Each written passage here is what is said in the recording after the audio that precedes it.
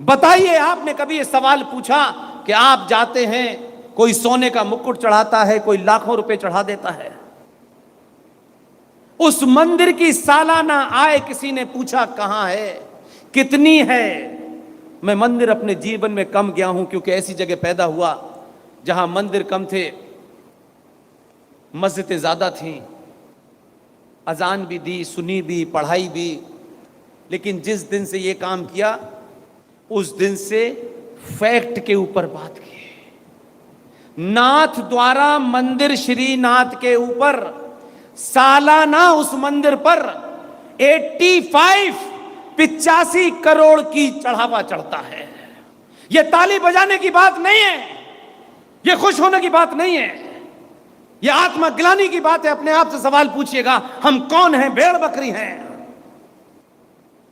विधानसभा में सवाल उठा,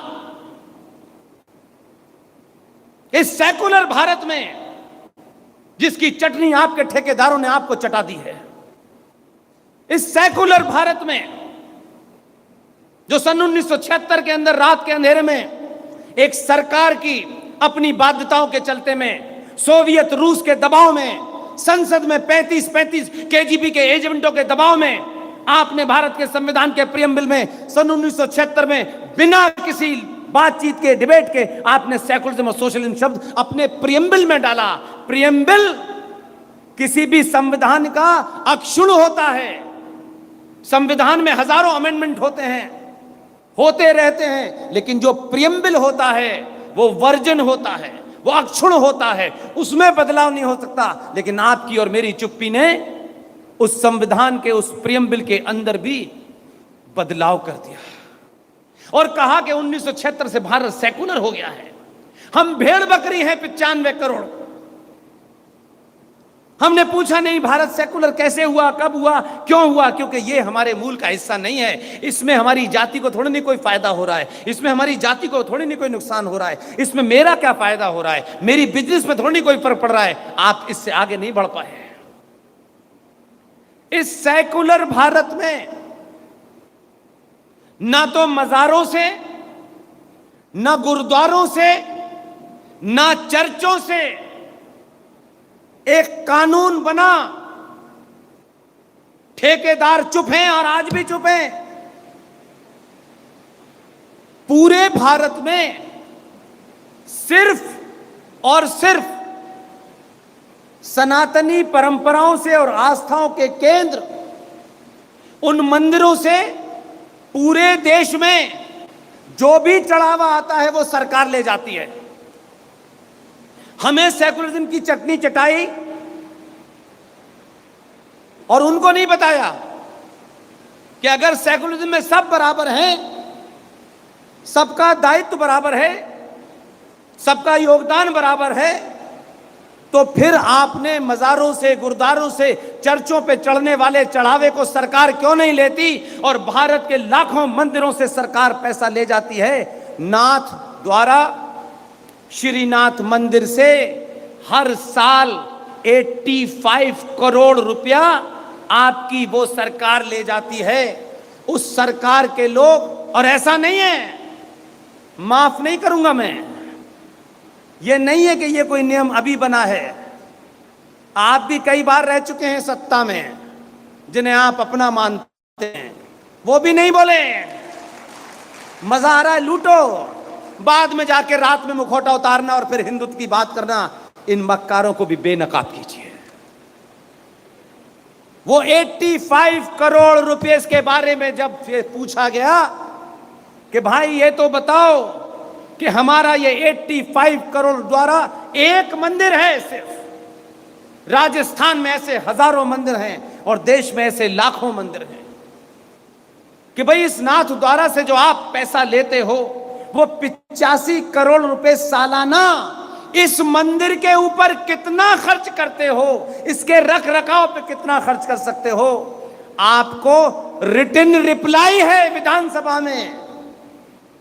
मैंने आपकी विधानसभा तक नहीं देखी, कहां है? आग लगी है तो मुझे विधानसभा की अंदर की कार्रवाई पता है, इसीलिए संसद सदस्य बनना आवश्यक नहीं है, यहां आग होना ज्यादा आवश्यक है। तब ये सवाल पूछा कि भाई आपने इस मंदिर से इतना पैसा लेते हैं, इस मंदिर के रख रखाव के ऊपर कितना पैसा खर्च कर सकते हैं? ये रिटन रिप्लाई है विधानसभा की, ये तो सार्वजनिक हुई होगी। क्या किसी एमएलए ने पूरे राजस्थान के, वो किस पार्टी में है किस पार्टी में नहीं है, किसी ने आपको बताया कि ये हो रहा है? नहीं, चुप रहना है, क्योंकि कल हम आएंगे तो हम भी तो वही लूटेंगे। तब पता चला कि सरकार ने अपनी रिटन रिप्लाई में कहा है इस मंदिर के रख रखाव के लिए जो 85 करोड़ रुपया सालाना आता है, हम मंदिर के ऊपर 25 पैसे भी नहीं खर्च करते। फिर जवाब मांगा कि यह पैसा जाता कहां है? तो सरकार ने जवाब दिया है इस देश में सेकुलर कामों के लिए दिया गया है। सड़कें बनाने के लिए वो पैसा खर्च होता है, हॉस्पिटल बनाने के लिए पैसा खर्च होता है। और पूरे देश में बड़े बड़े हिंदुत्व के योद्धा हैं। चापलूसी की चालत यह है कि हर क्षेत्र में दुकान है, ये वकीलों का है दुकान, ये फलानों की दुकान है। पूरे देश में एक माई का लाल पैदा नहीं हुआ। इसलिए बात आप कुछ भी कर लीजिए, आज भी पूरे भारत के सनातनी मंदिरों से जो सरकार पैसा लेती है उसकी गिनती गिनने के लिए आपका मोबाइल कम पड़ जाएगा। पूरी पूरी सरकार के बजट के बराबर में है। 20-20 राज्यों की सालाना सरकार का बजट जितना नहीं होता, उतना हमारे देश के मंदिर पे चढ़ावा चढ़ता है। कोई बोलने को तैयार नहीं है, कोई बताने को तैयार नहीं है। इसलिए जरूरी नहीं है कि आपके बेटे को आपने इंजीनियर बनाना है, डॉक्टर बनाना है। बहुत बने, करोड़ों इंजीनियर घूम रहे हैं इस देश में, हजारों लाखों डॉक्टर घूम रहे हैं। मैं आज भी ये मानता हूं, डिग्रियां, जिस समाज को डिग्री पसंद हो, जिस समाज को मार्कशीट पसंद हो, जो समाज बच्चे की मार्कशीट देख करके अपने बच्चे की बौद्धिक क्षमता को नापता हो, जो समाज उस मार्कशीट की चिंता करता हो, दुनिया में एक एक कागज उठा के देख लीजिएगा, दुनिया के किसी राष्ट्र को उठा के देख लीजिएगा, जिस समाज ने, जिस देश ने अपने समाज को मार्कशीट की चिंता करते देखा, उन्होंने कभी राष्ट्र नहीं बचाया। जीवन भर वो मार्कशीट बची रहे, वो नौकरी बची रहे, उसके लिए अपने माँ बाप का, अपनी मान का, सम्मान का, अपनी संस्कृति का, धरोहर का, सबका सौदा किया उन्होंने। ये ध्यान रखिएगा। राष्ट्रों को बचाने, अपनी आस्थाओं परंपराओं को बचाने के लिए जब भी कोई शख्स निकला, उसके पास डिग्री नहीं थी, इसलिए राष्ट्र बचा जाता है। इसलिए मैं आपसे बात कर रहा हूं, मैं सरकारों से, पार्टियों से, पार्टियों के कार्यकर्ताओं से, वो ठेकेदार जो टिकट दिलवाते हैं, मेरा उनसे कोई विरोध नहीं है। अपने दिल में झांकिए कि आपने जन्म किस लिए लिया है। किसी के पैर छू करके, किसी की चाटुकारिता करते करते जवानी निकल गई आपकी। कोई टिकट दिलवा देगा, कोई सिफारिश लगा देगा, कोई नौकरी दिलवा देगा। किस लिए? जीवन इसी में खपा दोगे यार। अपने अंदर की उस शक्ति को जगाओ। मैं आज भी कहता हूं, यह शक्ति जग रही है।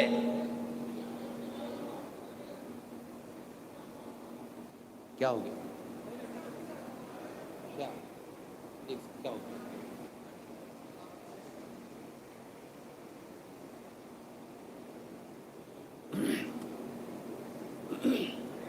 देखिए, फ्लो ऑफ थॉट टूट जाता है इस तरीके से।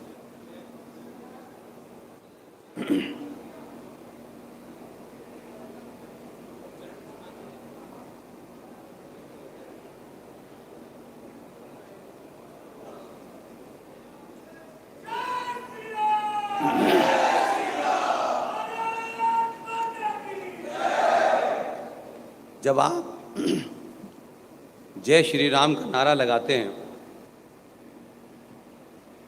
तो उससे आगे भी कुछ सोचते हैं। बताइए, प्रभु रामचंद्र जी, उनका एक मंदिर, उनका जन्म स्थान एक इस्लामिक आतताई ने तोड़ा। आपने 1992 में 6 दिसंबर को अपने होने का सबूत दिया। सरकारों की चिंता नहीं की, क्योंकि आपने कहा सरकार को हम बनाते हैं, हमें सरकार नहीं बनाती। और आपने 6 दिसंबर को वो पुरुषार्थ दिखाया। यह आपके सामने जिंदा मिसालें हैं, रास्ता आपको तय करना है। इसलिए भगवान मर्यादा पुरुषोत्तम राम का मंदिर बन रहा है। जो समाज उससे आगे नहीं बढ़ता, नया एजेंडा नहीं खड़ा करता, वो एक ही का गुणगान करता रहता है। उस समय प्रभु राम के मंदिर की चिंता थी। आपको मेरे मन से आयोजकों ने बताया मेरे बारे में, हम इसकी चिंता नहीं करते कि ये 100 बरस में पूरा होगा। अब वो 200 बरस में भी पूरा हो, उसकी चिंता नहीं है हमको उसी वक्त तक चिंता थी जब तक उस इस्लामिक आतंकी आताताई द्वारा बनी बाबर की मस्जिद वहां धराशायी नहीं हुई।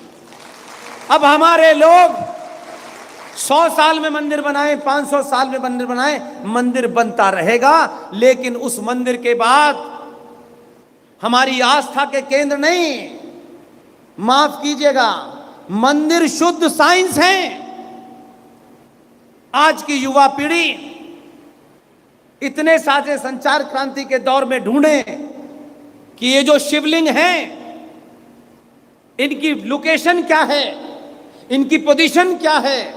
ये ऐसे ही नहीं है कि उज्जैन में किसी बाबा को ध्यान में आया, उन्होंने महादेव को प्रकट कर दिया। नहीं, ये महाकाल के अंदर जो शिव जी बैठे हैं, जो बनारस के अंदर बाबा विश्वनाथ बैठे हैं, ये ऐसे ही नहीं बैठे हैं। हम उसकी लड़ाई नहीं लड़ रहे हैं कि ये मंदिर हमारा था। हम इसकी लड़ाई लड़ रहे हैं कि अपने पूर्वजों के किए हुए उस काम को जहां उन्होंने छोड़ा था, उसे आगे हम कैसे ले जा सकते हैं, उसमें हमारी क्या भूमिका होती है। आपको वो विश्वास दिलाने के लिए किस्सा बता रहा हूं मैं, ताकि आपको पता चले कि यहां जो भी बैठा हुआ है, जो भी बैठा हुआ है, दुनिया में जितनी भी सभ्यताओं को गुलाम बनाया गया, उसमें एक चीज बहुत कॉमन होती है। एक आक्रांत आता है, वो तलवार बंदूक के जोर पर आप पे राज करता है, आप उससे नहीं लड़ पाते हो, वो कुछ दिन तक हुकूमत चलाता है। ये गुलामी नहीं है। दुनिया में सब गुलाम हुए। गुलामी जो सबसे बड़ी हमें चाट रही है वो ये है कि हमने तथाकथित झूठी आजादी भी ली। उस आजादी के बाद भी 70 साल से आक्रांताओं का इतिहास पढ़ाया जा रहा है, आपके शूरवीरों का नहीं पढ़ाया जा रहा है। इसलिए आप तथाकथित इस आजादी के बाद भी आपके अंदर अपने संस्कारों के प्रति, अपनी उस सभ्यता और कल्चर के प्रति वो लगाव इसलिए नहीं दिखता कि आप वही पढ़ रहे हैं, क्योंकि सच आपसे झुठलाया गया, बताया नहीं गया। और जिन लोगों के बारे में मैंने कहा कथा करना आसान है, कथाएं हमारी माएं, बहनें, बेटियां सुनती हैं,